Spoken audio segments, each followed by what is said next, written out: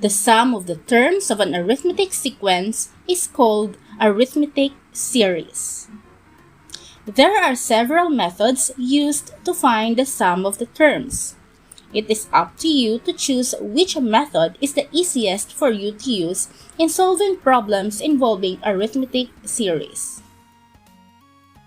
The second formula used to find the sum of the first n terms of an arithmetic sequence is S sub n is equal to n over 2 times the quantity of t sub 1 plus t sub n, where S sub n is the sum of the first n terms, t sub 1 is the first term, t sub n is the nth term or the last term, and n is the number of terms to be added.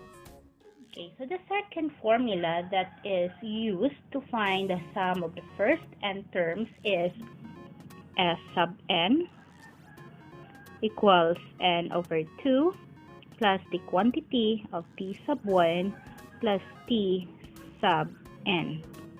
This formula is best used when you are given already the first term and the last term. Now, since in number 1, we are given the first 4 terms, 3, 8, 13, 18, and so on, and then we are going to look for S sub 7, we need to identify first t sub 7 or the 7th term. Our first term, or we can identify first the 7th term by using the general term or the nth term formula. That is t sub n is equal to t sub 1 plus the quantity of n minus 1 times t. So since our first term here is 3, this is t sub 1, and our common difference is 5, the last term is 7 because we are going to look for the sum of the first 7 terms.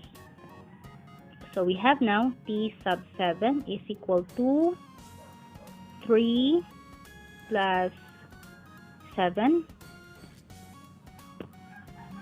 minus 1 times 5.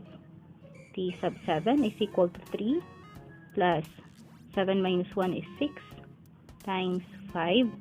So we have 3 plus 6 times 5 equals to 30. So our t sub 7 is equal to 33.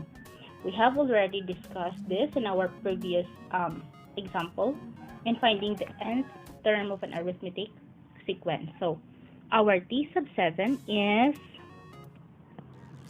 33. Let us write that. T sub 7 is 33. Let us now solve for the sum of the first 7 terms. Our n, by the way, is 7. So we have S sub n is equal to n over 2 times the quantity of t sub 1 plus t sub 7. Let us now substitute the values. We have S sub 7 is equal to 7 over 2 times 3 plus 33. So we are going to perform the operations inside the grouping symbols. So we have 7 divided by 2 is 3.5 times 3 plus 33 is 36. Then we multiply. So S sub 7 is equal to 126. As you can see, we got the same answer when we use our first method and the second method. So again, this method is best used when you are given the first and the last terms. Now let us proceed to the second example. In the second example, we are given only the first term and the common difference, and then we are going to look for the sum of the first 5 terms. So since we already have our first term, let us solve for the fifth term because we are going to look for S sub 5. So our n is equal to 5. So t sub n, again, is equal to t sub 1 plus n minus 1 times d. This is the formula used to find the fifth term. So t sub 5 is equal to 100 plus 5 minus 1 times negative 10. So t sub 5 is equal to 100 plus 4 times negative 10. T sub 5 is equal to 100 plus 4 times negative 10 is negative 40. So our fifth term is 60. T sub 5 is 60. Now let us solve the sum of the first 7 terms. By the way, if you have any questions, do not hesitate to contact me through Messenger or through my email or cell phone number. I always use my Globe number and I forgot where is my smart SIM card. So you can just chat me or send me a message through my Gmail account or Messenger. Now let us solve for the sum of the first 5 terms. So we have S sub n is equal to n over 2 times the quantity of t sub 1 plus t sub 5. By the way, in other books, they are using S sub n is equal to n over 2 times the quantity of a sub 1 plus a sub 5.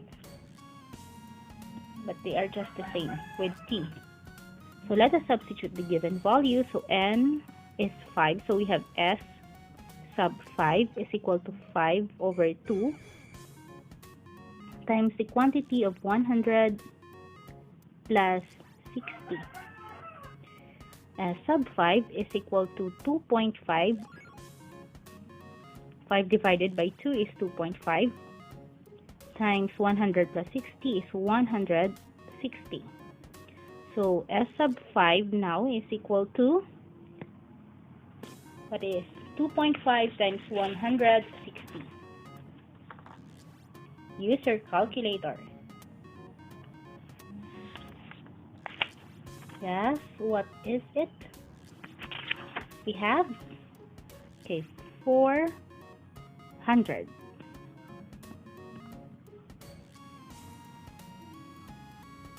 So the sum of the first 5 terms of the arithmetic sequence with first term 100 and common difference negative 10 is 400. Let us now proceed to the last example. Okay, we are given the general term of the sequence. T sub n is equal to 3n minus 7, and then we are going to look for the sum of the first 4 terms. In this case, we are not given the first and the last terms. So we need to solve for t sub 1 and t sub 4. T sub 1 because we need the first term in our formula, and t sub 4 because we are asked to solve for the sum of the first 4 terms. So t sub 1 is equal to 3 times 1 minus 7. So t sub 1 is 3 minus 7, which is equal to negative 4. Wherein our t sub 4 is equal to 3 times 4 minus 7. So t sub 4 is equal to 12 minus 7, which is equal to 5. Now using the formula, we have S sub n equals n over 2 times the quantity of t sub 1 plus t sub 2. substitute the value. So we have 4 divided by 2 times negative 4 times the quantity of negative 4 plus 5. So 4 divided by 2 is 2 times negative 4 plus 5 is equal to 1. So 2 times 1 is 2. Now the sum of the first 4 terms of this sequence defined by t sub n equals 3n minus 7 is positive 2.